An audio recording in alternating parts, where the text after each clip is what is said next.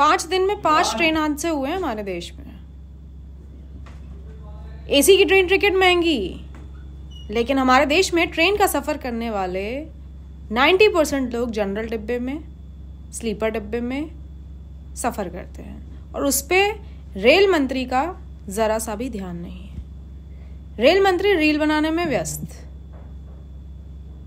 AC से सफ़र करने वाले मात्र 10% लोग भी नहीं हैं, लेकिन एसी कोच में सुविधाएं ज़्यादा और जनरल डिब्बे और स्लीपर डब्बे में लोग कचरे की तरह ठूसे हुए रहते हैं। और उसके बाद भी 5 दिन में 5 ट्रेन हादसे होते हैं हमारे देश में। जिम्मेदार कौन? मैं उन 5 ट्रेन हादसों की पहले लिस्ट बता दूं आपको। यूपी के गोंडा में ट्रेन हादसा हुआ, यूपी के वलसाड़ में ट्रेन हादसा हुआ, यूपी के अमरोहा में ट्रेन हादसा हुआ, राजस्थान के अलवर में ट्रेन हादसा हुआ, पश्चिम बंगाल के नादिया में ट्रेन हादसा। ये साल भर का रेशियो नहीं है, ये पिछले 5 दिन का रेशियो है।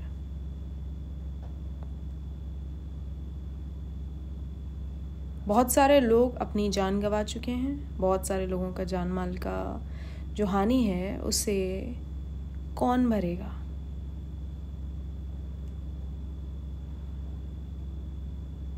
अनाउंसमेंट कर दी जाती है कि मरने वालों को 1 लाख, 2 लाख, घायल को 50,000, बट वो अनाउंसमेंट वाली फ़ी आपको मिलती कब है? आपको नॉलेज है? जिसके घर का शख्स गुजरा रहता है वो चक्कर काटता है सीएमओ ऑफिस के, हर जगह के, जहाँ जहाँ सरकारी ऑफिसर्स बैठते हैं जिन्होंने वादा किया होता है कि आपको पैसे मिलेंगे, आपके घर के सदस्य की जान गई है तो आपको कंपनसेशन मिलेगा। लेकिन वो कंपनसेशन पाने में सामने वाले की पेपर्स, डॉक्यूमेंट्स देते देते इंतज़ार करते करते मौत हो जाती है। ये है हमारे भारत की व्यवस्था। पहले तो रेल यात्रा करना आपका सबसे बड़ा क्राइम है। आप रेल यात्रा कर क्यों रहे हैं? आपने रेल यात्रा की, अंबानी अडानी जैसे लोग रेल यात्रा थोड़ी ना करते हैं। रेल यात्रा करता है मध्यम से भी मध्यम वर्गीय, जो कि स्लीपर, जनरल डब्बे में यात्रा करता है। सेकंड एसी से, थर्ड एसी से मीडियम क्लास लोग सफ़र करते हैं। लेकिन पैसे वाले क्यों ट्रेन से सफ़र करेंगे? तो उनकी जान नहीं जाती, जान जाती है आम आदमी की, जिससे रेल मंत्री को या फिर भारतीय जनता पार्टी के किसी भी नेता को कोई मतलब नहीं है। रेल का किराया महंगा कर दिया गया। सीनियर सिटीजन्स का जो पैसा माफ़ होता था टिकट में, वो भी छूट छोड़ दी गई है। अब सीनियर सिटीजन्स चाहे 60 साल के हो, चाहे 65 साल के हो, चाहे 70 साल के हो, चाहे 80, पूरा पैसा दे के सफ़र करते हैं।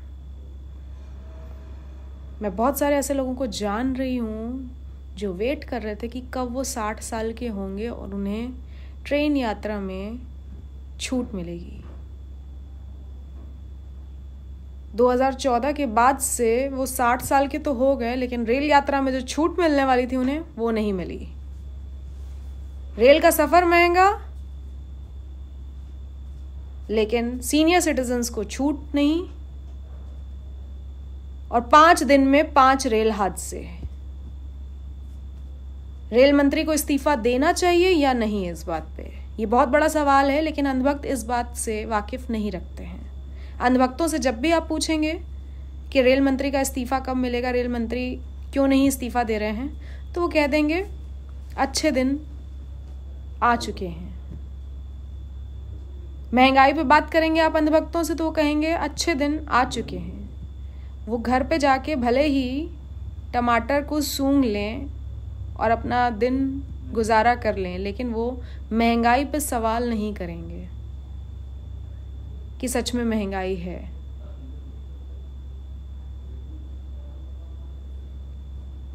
ये बहुत बड़ा सवाल है। आज देश में आर्थिक असमानता की दर ब्रिटिश राज से भी बदतर है। आर्थिक असमानता पर बहुत सारे सर्वेज हो रहे हैं। इस देश की 1% आबादी का देश की 40% संपत्ति पर नियंत्रण है। सिर्फ 1% आबादी, यानी कि अंबानी अडानी जैसे लोग, उनके पास देश की 40% संपत्ति है। 5,000 करोड़ खर्चे हुए अंबानी के बेटे की शादी में, लेकिन वो 5,000 करोड़ मात्र 15 दिन में कमाते हैं अंबानी अडानी। उन्हें कोई फर्क नहीं पड़ता, लेकिन इसी वजह से अमीर और अमीर हो रहे हैं और गरीब और गरीब। मध्यम वर्गीय लोग तो वही हैं,